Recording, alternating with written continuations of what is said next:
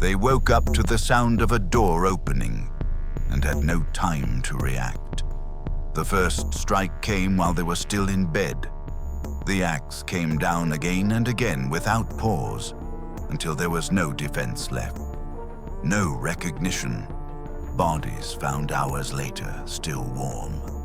Some dragged outside the house, left behind like they meant nothing. Rooms torn apart, blood on the walls, on the floor, on the clothes of those who had been asleep just minutes before. No theft, no warning, no clear witness, just the same pattern. Forced entry, a fast attack, and disappearance. Between 1884 and 1885 in the city of Austin, Texas, United States, a series of murders began to shatter any sense of normal life. The victims, mostly black women working as domestic servants, were attacked at night, almost always while they slept. In many of these homes, others were present: husbands, children, nearby neighbors. But the attacks happened too quickly. Some only realized what had happened after it was over. In other cases, those inside were also injured, but survived. There was no pattern of theft, no prior conflict, just intrusion, extreme violence, and disappearance. The killer seemed to choose the exact moment when everyone would be vulnerable, and no one could stop him. What disturbed authorities the most was the lack of any clear logic.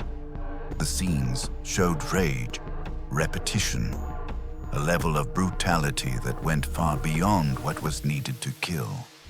In some cases, the bodies were moved after the attack, as if the killer wanted to stage the scene, or make sure they were found that way. Even so, no solid evidence pointed to a single suspect. Inconsistent footprints, vague reports, and an investigation that always seemed one step behind. As the attacks continued, panic spread across the city. Families began sleeping armed. Groups formed night patrols. Every sound in the dark became a warning.